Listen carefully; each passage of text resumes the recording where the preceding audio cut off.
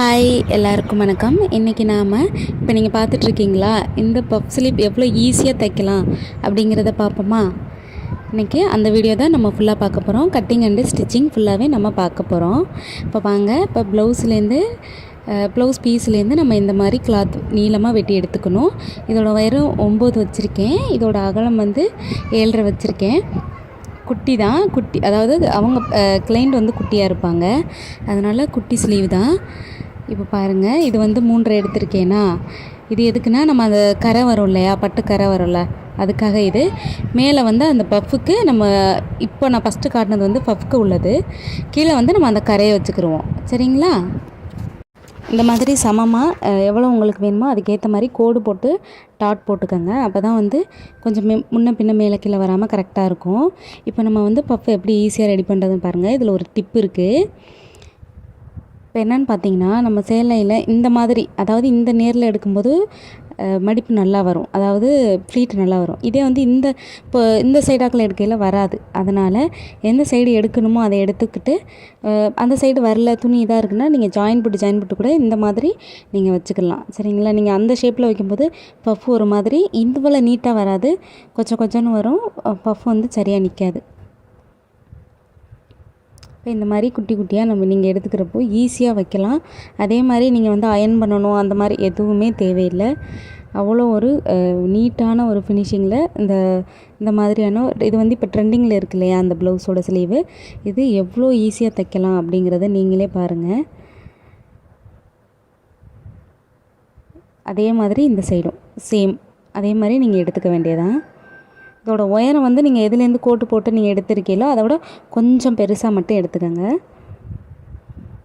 ரொம்பலாம் இவ்வளோ அளவெடுக்கணும் அவ்வளோ அளவெடுக்கணும் ரொம்ப போட்டு குழப்பிக்க வேண்டாம். ரொம்ப கேஷுவலாக சிம்பிளாகவே இந்த மாதிரியான ஸ்லீவ் தைச்சிடலாம். இப்போ ஒரு ஸ்லீவுக்கு ரெடி பண்ணிட்டோம். அடுத்த ஸ்லீவுக்கு அதே மாதிரி தான் நம்ம எடுத்துக்க போகிறோம்.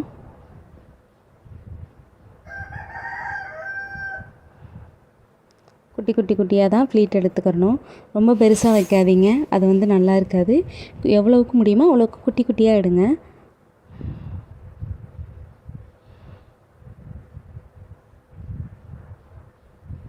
நான் எடுக்கிறேன் பாருங்கள், உங்களுக்கே தெரியும்.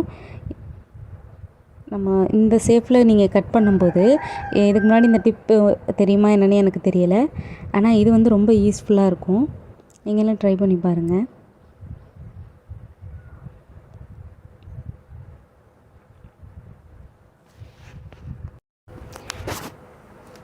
இந்த மாதிரி நீங்கள் ட்ரை பண்ணி பார்த்துட்டு கண்டிப்பாக எனக்கு கமெண்ட் பண்ணுங்கள். ரொம்ப ஈஸியாக நம்ம இந்த மாதிரியான ஸ்லீவ்ஸ்லாம் நம்ம தைக்க முடியும். ஆஹா, இது வந்து நீங்கள் பார்த்தீங்கன்னா இப்போது எந்த சைடுமே எனக்கு பிசுறும் தட்டாது, உள்ளே வெளியே எங்கேயுமே தட்டாது. எவ்வளோ ஒரு நீட்டான ஒரு ஃபினிஷிங் உங்களுக்கு நான் இன்றைக்கி சொல்லித்தரேன்னு மட்டும் நீங்கள் பாருங்கள்.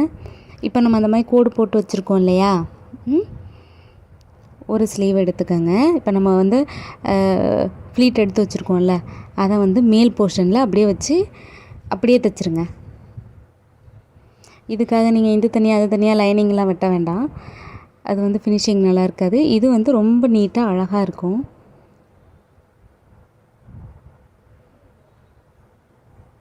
இன்னொரு ஸ்லீவ் வந்து ஆப்போசிட் சைடில் அப்படியே திருப்பிக்கணும்.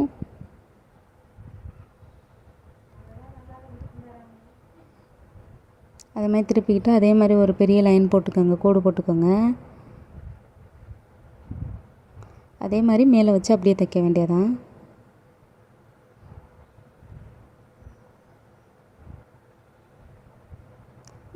இது முடித்த உடனே இப்போ நம்ம அதை சுற்றி நம்ம தையல் போட்டுக்கணும்.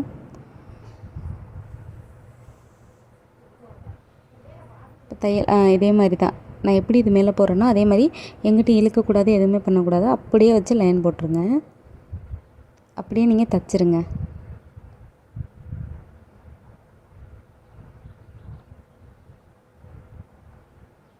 எவ்வளோ அழகாக பார்த்தீங்களா, எவ்வளோ நீட்டாக இருக்கும்.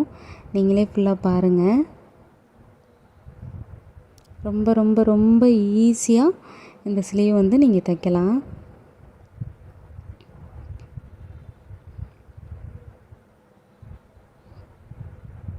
எக்ஸஸாக இருக்கிற எல்லாத்தையும் நம்ம இதே மாதிரி கட் பண்ணிக்க வேண்டியதான். இனி நமக்கு இது தேவையில்லை. அடுத்து நம்ம கீழே வந்து கரை எப்படி வைக்கிறது அப்படிங்கிறத பார்ப்போம். இதுதான் மெயின் பார்ட்டு. இதில் யாருமே நீங்கள் குழப்பிக்க வேண்டாம். இப்போது இதோட ப்ளவுஸோட உள் சைடு இருக்கு இல்லையா, இந்த உள் சைடு நம்ம கோடு போட போகிறோம். என்னடா மேலே போடாமல் கீழே போடுறாங்களே அப்படி பார்க்காதீங்க. பாருங்கள், இது வந்து ப்ளவுஸோட உள் சைடு, இது வந்து கரையோட பேக் சைடு. ரெண்டுமே பேக் டு பேக்கை ஒன்றும் வைக்காமல் பேக் மேலே பேக்குன்னு வச்சு நம்ம வந்து தையல் போட்டுக்குருவோம்.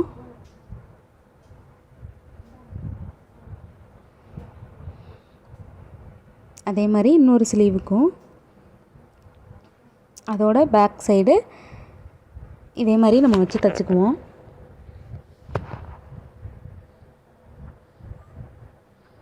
எப்போதும் நம்ம ஸ்லீவ் அடிப்போம்ல, அதே மாதிரி தான்.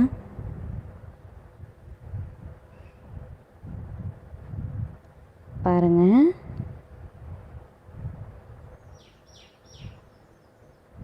இப்போ இதே மாதிரி முடிச்சுட்டு இப்போ அமுக்கு தையல் ஒன்று போட போகிறோம்.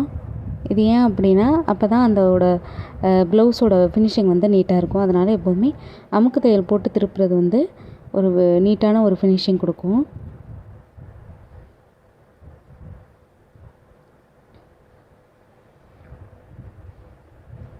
இந்த கையும் அதே மாதிரி அமுக்கு தையல் போட்டு தைச்சிக்க வேண்டியதான்.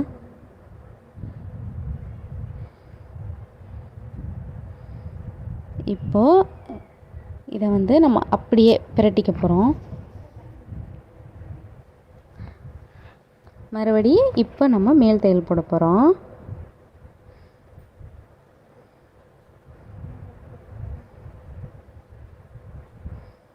அவ்வளோதான். சேம் அதே மாதிரி இந்த ஸ்லீவும் நம்ம வைக்க போகிறோம்.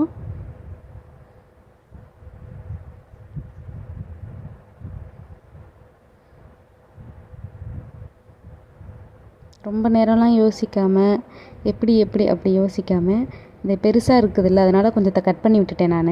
கட் பண்ணி விட்டுட்டு லைட்டாக மட்டும் அடிக்கிற அளவுக்கு மட்டும் இருந்தால் போதும். அந்த உயரத்துக்கு அப்படியே ஒரு மடக்கி ஒரே ஒரு தையல் போட்டால் போதும். இதுக்கு மேலே உங்களுக்கு ஏதாவது ஸ்டோன் வேணும், இல்லை நான் வந்து லேஸ் அடிப்பேன் அப்படின்னா நீங்கள் உங்களோட விருப்பப்படி அடிச்சுக்கலாம். நான் இந்த ப்ளவுஸே ரொம்ப நல்லா ஜிகுன்னு தான் இருக்குது. இதுக்கு வந்து எக்ஸ்ட்ரா எதுவும் போட வேண்டாம் அப்படிங்கிறதுக்காக நான் அதெல்லாம் விட்டுட்டேன். எவ்வளோ அழகாக, எவ்வளோ சீக்கிரமாக, ரொம்ப குழப்பம் இல்லாமல் எவ்வளோ தெளிவாக நம்ம தைக்கலாம் பார்த்தீங்களா. இந்த மாதிரியான வீடியோஸ்லாம் பார்க்கணும் அப்படின்னா நீங்கள் என்னோடய சேனலை சப்ஸ்கிரைப் பண்ணி வச்சுக்கோங்க. இன்னும் ஈஸியாக எவ்வளோ ஸ்லீவ், எவ்வளோ டிசைன்ஸ் எப்படி தைக்கலாம் அப்படிங்கிற வீடியோஸ் நான் கண்டிப்பாக அடுத்தடுத்து அப்லோட் பண்ணுறேன். 2 ஸ்லீவும் நம்ம முடிச்சிட்டோம். இதில் இன்னொரு டிப்பும் இருக்குது. அடுத்து அந்த உள்ள இருக்கு இல்லையா, அது எப்படி லைட்டாக நீங்கள் பஃப்னு தூக்குது அப்படின்னா, ஏற்கனவே ஒரு வீடியோவில் நான் போட்டிருப்பேன். என்னோடய வீடியோஸ் கண்டினியூவாக பார்க்குறவங்களுக்கு தெரியும். உள்ளே ஒரு டாட் பிடிச்சிருங்க. அப்படியே பிடிச்சிட்டிங்கன்னா ஆஹா, பார்த்தீங்களா எவ்வளோ அழகாக இருக்குது பாருங்கள். எதுவுமே குழப்பம் இல்லாமல் ஒரு 10 நிமிஷத்தில் ஒரு சிம்பிளாக இவ்வளோ நீட்டான ஒரு ப்ளவுஸ் ஃபினிஷ் பார்க்க முடியுமா. அதாவது ப்ளவுஸோட ஸ்லீவு எவ்வளோ அழகாக இருக்குது பார்த்தீங்களா. சூப்பராக இருக்குல்ல. இந்த வீடியோ எப்படி இருக்குது அப்படிங்கிறத நீங்கள் கண்டிப்பாக எனக்கு கமெண்ட் பண்ணுங்கள். அழகான ரொம்ப ஈஸியாக, அதுவும் ட்ரெண்டிங்கில் இருக்கிற ஒரு ப்ளவுஸோட ஸ்லீவ் வந்து ஈஸியாக நம்ம தைக்கலாம். Okay, thank you. என்னோடய வீடியோஸ் எல்லாமே உங்களுக்கு பிடிச்சிருந்துச்சுன்னா சப்ஸ்கிரைப் பண்ணுங்கள், ஷேர் பண்ணுங்கள், லைக் பண்ணுங்கள். தேங்க்யூ.